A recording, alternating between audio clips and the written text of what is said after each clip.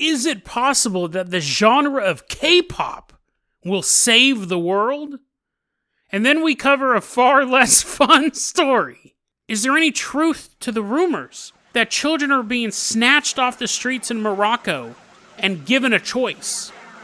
Tell us where the genie's treasure is, or we will murder you. Today on Dead Rabbit Radio.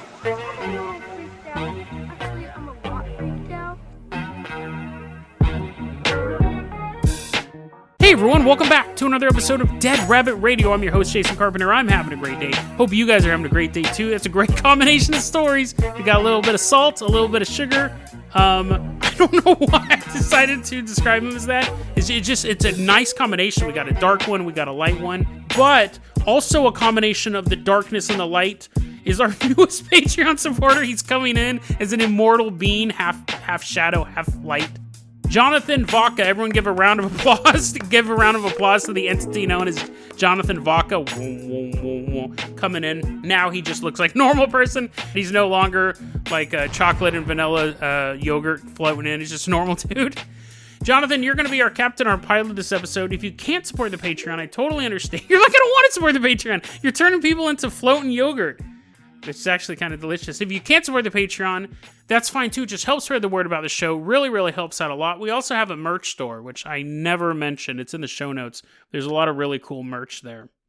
So, Jonathan, let's go ahead and give you the keys to the Dead Rabbit dirigible. We're going to leave behind Dead Rabbit Command. We are headed out to a place we've been to a lot on this show, Korea.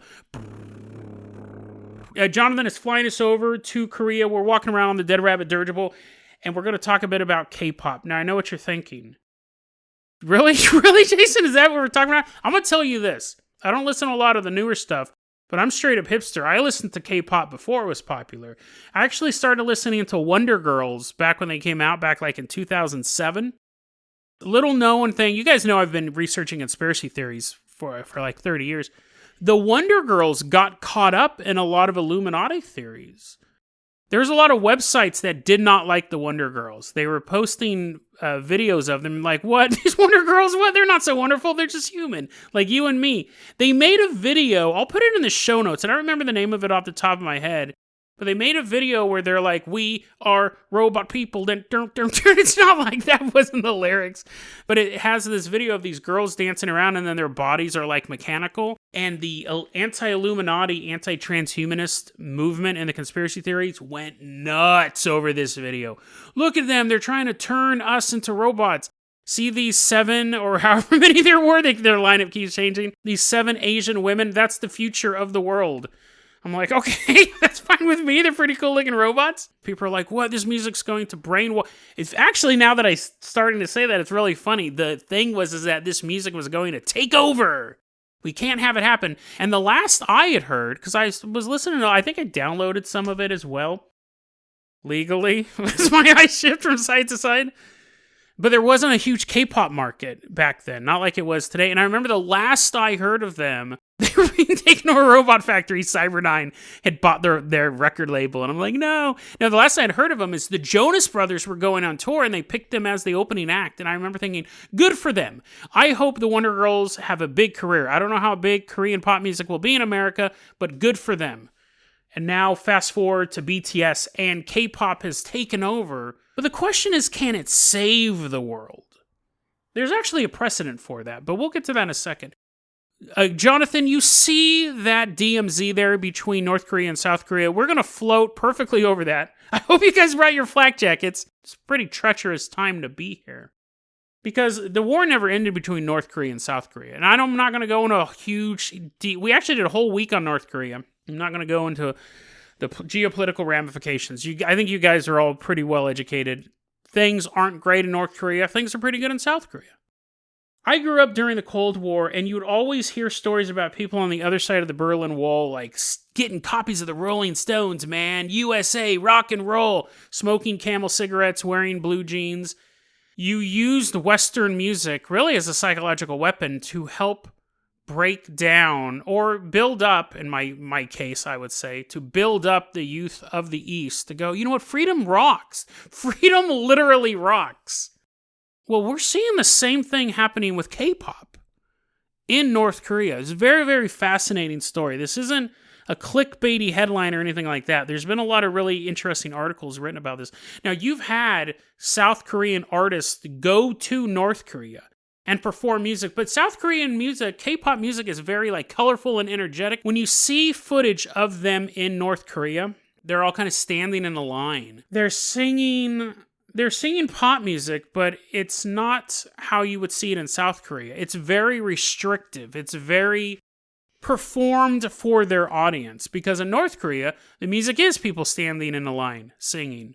They have these huge concerts every once in a while. That had been at like a 10-year gap. First one was around 2008, and then they had another one in 2018 where you had all these K-pop stars go to North Korea to give this concert. But it's controlled exposure. Everyone at the concert were party loyalists. Because at the end of the day, music is one of the most powerful movements. It really is. Sure, you can look at a painting and go, that's pretty, but I don't think a painting has ever caused a revolution. I could be wrong on that. Painting doesn't really change the way you view the world. Right now, there's 100 art majors snapping their whatever they use, chalk or charcoal or easels or what. They're just snapping everything around them. They're like, sacre bleu. They're all French. Music, though, can change you. Music can change you. So you have to be careful if you have a totalitarian regime, how much music gets over there. But you want to have... The goal of both North and South Korea is a reunification. The question is who's in charge afterwards. Both of them want a united Korea. North Korea wants South Korea. South Korea wants North Korea. They want to be reunified. So they're going to make these motions towards each other. But when you're having this state concert, they actually had hardcore party loyalists in there. So they don't hear a K-pop song and go, you know what? Freedom does rock, and then immediately leave. Like the people who are allowed to attend these concerts, they're not going anywhere. At the DMZ, where you have all the border guards, what is it, the 38th parallel, you have the guards in North Korea, then you have a couple miles of just nothing but landmines. Then the guards in South Korea. South Korea, they started blasting K-pop as some sort of psychological weapon. Now, again, I think the guards at the DMZ, we see a person defect from North Korea from the DMZ once in a blue moon, but they, I would assume as well, are pretty hardcore loyalists. But it's the citizens of North Korea, it's the people in the middle of the country that are the most, I don't want to say vulnerable because it makes it sound bad, the most open to being changed by this music. There's an underground musical resistance going on in North Korea, where flash drives of K-pop songs are smuggled into the country. Because when people defect from North Korea, and they're being asked about why you did it and how they did it, there's a North Korean guy, he's disguised as a South Korean guy. He's like, hey, yeah, so how'd you do that? Can you tell me all about it? He's wearing a little thing that says press, but he spelt it wrong because they don't have any free press in North Korea. They interview these people, and then they arrest that North Korean spy, and then he defects as well. But when they interview people who've defected, one of the main reasons why they defected was music. They go, I heard the music, I heard Western music, I heard K-pop music, and I realized something was wrong.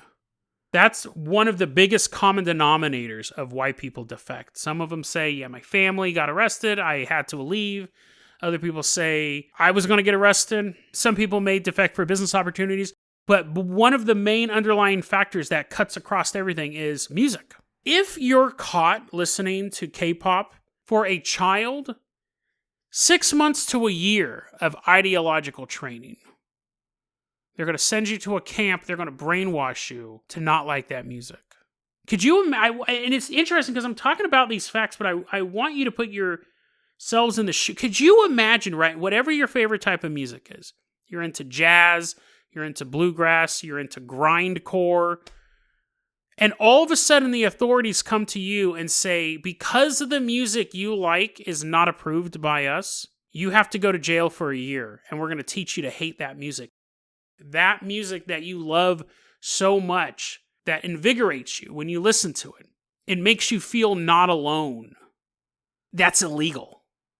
Now, you may choose not to listen to music. You may go, I don't really like that music. It's not edifying. I'm not a big fan of it. But for the government to come in and say your favorite type of music, you can't listen to it. Now, let's reverse this. Let's say your favorite type of music you've never heard before. You've heard all other types of music, but the music you love the most, you never heard until tomorrow. You didn't know what country music was. Tomorrow is the first time you're going to hear a Randy Travis song.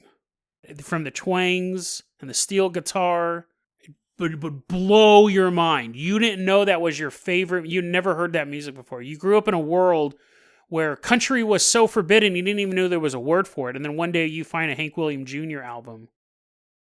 And it would fill your soul with so much passion. You would do anything to find another one. There was one of these defectors, she said she watched the same music video over and over and over again for hours. It was the only one she had. That music opened her soul up. It's just fascinating and sad, really. The segment's turning out a lot more depressing than I had it in my head, but they didn't even know this music existed, and you have this young kid who hears Wonder Girls. And to us, it's just bubblegum pop. Like, I was like, oh, this is I like pop music anyways. It's a new type of pop music I'm interested. To someone who had never heard pop before, nothing. This blows their mind, and it actually makes them want to risk everything to listen to it. 6 months to a year. Now, that's if they're a kid. If they're an adult, it can be lifetime in prison for listening to K-pop. What K-pop is trying to do, what K-pop can do, is break the back of the authoritarian regime of North Korea. People are actually smuggling the music into the country, and people are risking their lives to listen to this music that a lot of people just dismiss as bubblegum pop. You roll your eyes when you see them post stuff on Twitter. Oh, yeah, BTS, But this music could change the world. North Korea is the most repressive regime on the planet. And if there's hope for them, then there's hope for everyone else. I'm not saying they're not the only repressive regime on the planet, but they're the most. And if we can figure out a way to help them open up, the world is literally our oyster. Not literally, then we're living on an oyster. But we did it with the Cold War. We pumped rock and roll across the Berlin Wall. We can do it. And it's so interesting because on the one hand, I don't think I would risk my life. If someone said, you can't listen, and now, right now, if someone goes, if you listen to Tupac, we're going to throw you in prison for a year, I'd be like, oh, that's fine. I've listened to all the Tupac. I got the songs in my head. They're like, oh, you shouldn't have said that. And they sue me. I go, okay, fine. It's a stupid law. I don't think at my age I would defy the law to listen to Tupac. But if I had never heard Tupac before, if I had never heard rap music before, and I'd grown up and I was 44 years old and never heard any rap, and then one day someone came over to my house and was like, dude, you can't tell anyone about this, but check this out. And they put in Natural Born Killers by Dr. Dre and Ice Cube. I think I would risk my life to listen to that music. So it's a fascinating, music is just a fascinating thing. It speaks to you. Rap music speaks to me, and K-pop is speaking to them because it's showing a life outside of where they live, how the world really is. There was one person who said, we were always told that Westerners were wolves. They were the enemies of mankind. And South Korea were the slaves of the wolves. And then we listen to this music and we realize that that's all a lie. So K-pop can possibly topple, I think it definitely can, topple this regime. And to wrap it up on this note, this is actually a sad way to go out. The children of North Korea have to have a hidden language to talk about this. When a child in North Korea greets another one, they'll ask, have you ever worn a bulletproof backpack? Which is a weird code, because obviously that's a code, right? Obviously that's a code in and of itself. But that means, do you listen to BTS? The children of North Korea had to come up with a code to talk about something that are in magazines in every other corner of the world. It's sad that they have to do it, but it shows that music can overcome fear. And if music can overcome fear, music may be the key to reunifying North and South Korea. Jonathan Vacca, we look over, wipe a little tear away from his eye. Oh, no, I just got some light and dark material in my eye. I'm totally fine. We all have on our Wonder Girls shirts now and BTS bracelets. I don't even know if they make BTS bracelets, but we have them. We're leaving behind the DMZ. Jonathan, let's hop in that Carpenter copter. We are headed out to Morocco. We're going to land out in the middle of nowhere. We're in a field. There's no one around us. There is a mountain, however, with a mouth. Like, what is it, like the mouth from Rocky Horror Picture Show? It's like, come on in, guys. No, it's the big lion head from Aladdin, that Aladdin movie. Now you're like, Jason, that one didn't take place in Morocco. 2, it's not real. But this is just an imaginary part of Morocco for this first part of the story. We all know the story of Aladdin by now. A dude was walking through the desert, and then some wizard. This is the version of Aladdin that I remember from the movie. This wizard shows up and goes, hey, there's something really cool in that giant mouth, that giant animated mouth. Go inside of it. Robin Williams might be in there. I'm not for sure. But you go inside of it. You grab that lamp. You grab some treasure. Bring it back to me. I'm your buddy. I'm your pal. I'm your willing slave. Aladdin's like, what? Why'd you have that last part? Aladdin walks into the cave, gets the lamp. Genie comes out, irritates everyone for an hour and a half. The end. So apparently, I didn't know this. That's based on a true story. You're like, don't shut it off yet. I'm not saying that Aladdin itself is a true story, but that myth in Morocco, they believe it. I'm not saying the government of Morocco believes Aladdin is real, but the nugget behind that story is so real, it's causing a string of murders in Morocco. Fascinating story. So I use the term genie, but the term originally is jinn. And it's, for lack of a better term, they do grant wishes, and a lot of time there's a lot of different versions of the jinn or the genie, depending on which culture you're getting them from. They're always tied to wealth and riches of some sort. In Western ideology, they're the genie. You rub the lamp, they come out, they give you wishes. And the more powerful the wish, the more likely it's going to go wrong. In Islamic culture, they're best compared to demons. One thing I've always found most fascinating about jinn, though, is in the Islamic tradition, God crafted them out of smokeless fire. I've always loved that imagery, because it's impossible. Where there's smoke, there's fire. Where there's fire, there's smoke. I just love that imagery. I don't know why. I've always been drawn to that idea of where he crafted them from smokeless fire. That's always stuck with me.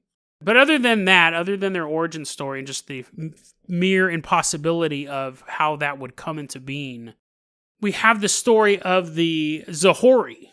Now, this is a very, very common crime, apparently. This is not a rumor. I know I said that in the intro, but I thought it was a rumor when I read the first article on Cabos.com, which is about like cryptids and things like that. But there's articles in MoroccoWorldNews.com. The police have a serious problem with this. Children are being taken right off of the streets, kidnapped by organized crime. All the stuff when you think about like reptilian, Illuminati conspiracy theories happening in the United States, children being snatched for satanic rituals, that's happening in Morocco right now. Children are being snatched off the streets and then found days later in the middle of nowhere. Tortured and murdered. Sorry, I know it's a bit of a whiplash from the K-pop segment, but this is real. And when these children get kidnapped, the police know exactly what it is. The child was a Zahori. In Morocco, this is a very, very regional belief. There are children that are born differently. Zahori actually, ironically, means lucky.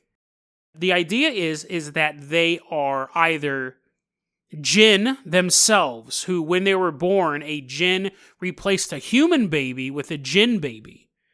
And the human parents raised it as a normal human. That's very common in Fae folklore as well in Western Europe. The other version is that unknowingly, a parent had a child with a jinn. And this child is half jinn, half human. But either way, it's the legend of Aladdin. You see, the magician Aladdin wasn't just some poor urchin boy. Aladdin was a Zahori. And the wizard knew this, because there's ways you can tell if someone is a Zahori. A Zahori child knows where jinn treasure is. They can just suss it out. They have an idea. They have a feeling. 2, none of the traps the jinn set up can hurt a Zahori child, because they're half jinn, or whole jinn, depending on the myth. But none of the traps can work. They are the only ones who can safely get in, get the treasure from a jinn, and get back out. So the story of Aladdin in Morocco is real. At least that part of it is. They probably are a little iffy on the talking parrot. Aladdin was a Zahori. These children are fairly common. And there's a lot of telltale signs. So get ready to find out whether or not you could possibly be kidnapped. This is insane. I thought this was a local legend until I found all these news reports on it. But here's how you can tell if you're a Zahori. Again, in any other culture, you're just considered lucky. But in Morocco, it's incredibly unlucky. 1, get a mirror. Get a mirror for all of this stuff. Stick your tongue out. If you have a clear line cut lengthwise in your tongue, so you have like a clear line in your tongue, you might be a Zahori. Some Zahoris have all of these qualities, some just have a few. But I think really 1 or 2 will get you brutally murdered, so you might not want to check for this stuff. The palm of your hand, on one of them or both, you have a line that cuts horizontal. It's straight, and it cuts horizontal across your palms. So I kind of have one of those. In palm reading, it's considered the luck line, or the fate line. If you have a line that cuts across your palm, that means fate is going to play a strong part in your life. If you don't have a line that cuts across, then your life is more up for grabs. One of your eyes has a slight squint, so I don't think it's like Popeye level. That was the worst Popeye impression ever. That was like if Fonzo was a pirate, but I don't think it has to be like that. Slight squint. Here's one. You have a special luster in your eyes, which everyone notices at first sight. Your blood color, don't test this one. Don't test this one. You have the mirror for the other stuff. Your blood color is lighter than normal. And I had to look this up because I didn't know this was a thing. You have 2 hair whorls at the top of your head. So a head whorl is like the way your hair circles around. You're like, Jason, I know what a hair whorl is. You're the only person on the planet who had to look that up. I didn't understand what that was, but that's a dead giveaway because that's one of the few things you can just see. The hair whorl. Squinty eyes, stuff like that. Charismatic eyes, you can probably see that from a distance. But like the tongue, you're not going to know that until they're already in your car and you kidnap them. The more of those you have, the more powerful you are as a Zahori. But again, it's not a good thing in Morocco. In any other country, cool, you're super lucky. But not Morocco. So these children are being kidnapped, taken out to the middle of nowhere because that's supposedly where the treasure. And you know what's funny to say? This is what's really confusing about this for people in the culture. There are thousands of individual treasures buried all over Morocco. There's buried treasure all over the place in Morocco. Because the early settlers who were coming in, and for even a long time after that, the only way to secure your gold, the only way to secure your valuables, you buried them. So in cemeteries, in the wilderness, in a forest, in a bog, there's treasure buried all over Morocco. Everyone knows that. Everybody knows that. People just 2-3 generations ago were still burying treasure.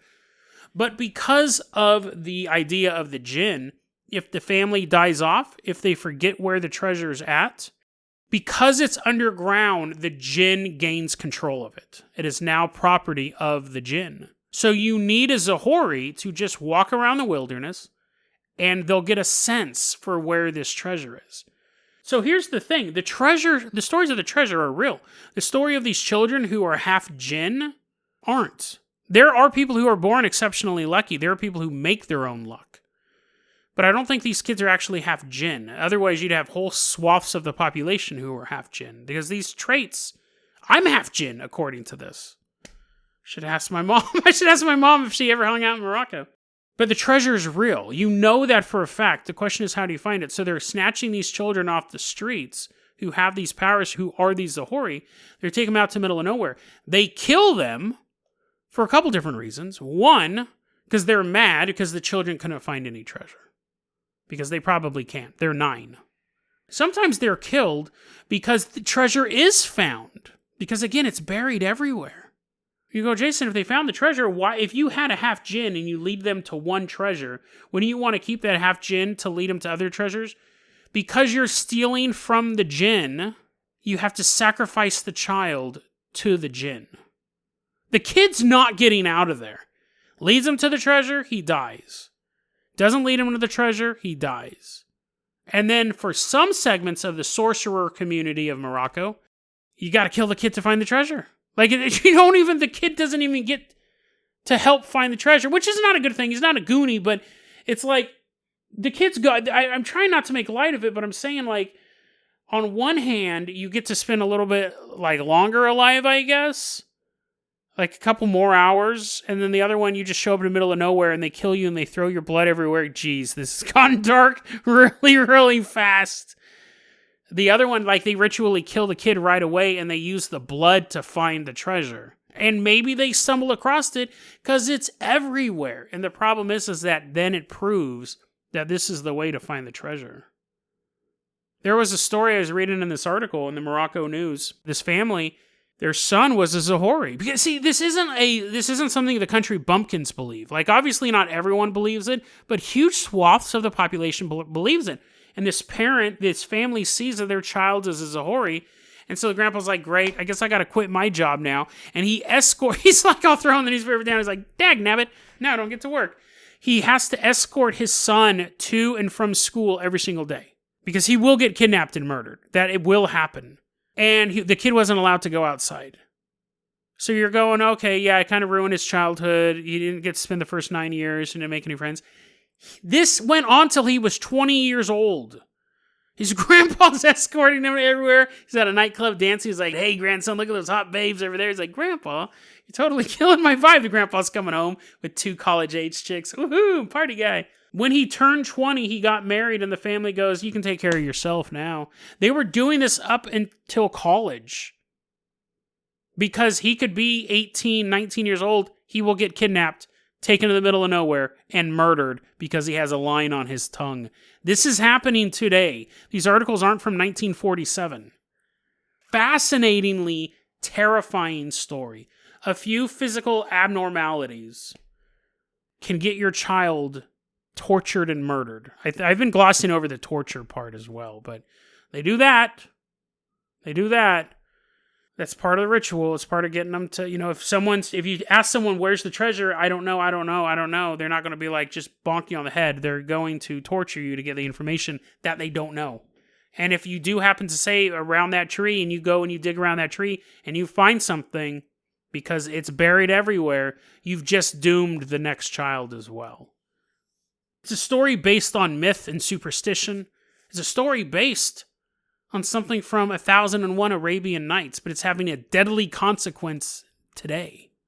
The story of the Zahori is one that tells us that sometimes the myths that we research for fun or to scare us at night can have terrifying real-world consequences.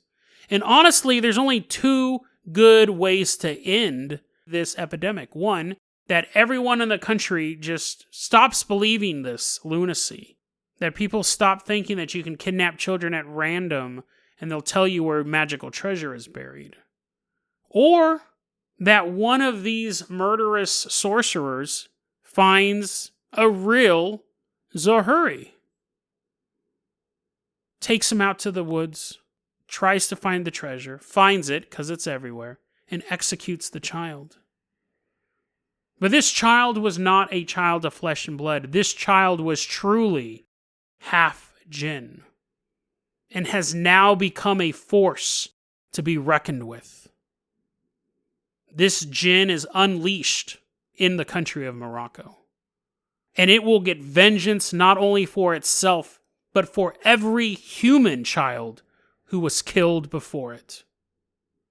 This jinn moves through the country of Morocco, killing these men one by one. To health experts, it looks like an epidemic. To police officers, it looks like a series of gangland hits. No cause of death, just bodies being found everywhere. But it is only happening to those who engaged in this ritual. They wished for treasure. They got their wish fulfilled with the twist. Because while they may have enjoyed those earthly riches while they were alive, the last thing they see is an entity reach into them and tear out their soul. A few trinkets dug up from the earth in exchange for an eternity in a world of darkness, madness, and smokeless fire. deadrabbitradio@gmail.com is going to be our email address. You can also hit us up at facebook.com/deadrabbitradio. Twitter is @deadrabbitradio. Dead Rabbit Radio is the daily paranormal conspiracy and true crime podcast. You don't have to listen to it every day. I'm glad you listened to it today. Have a great one, guys.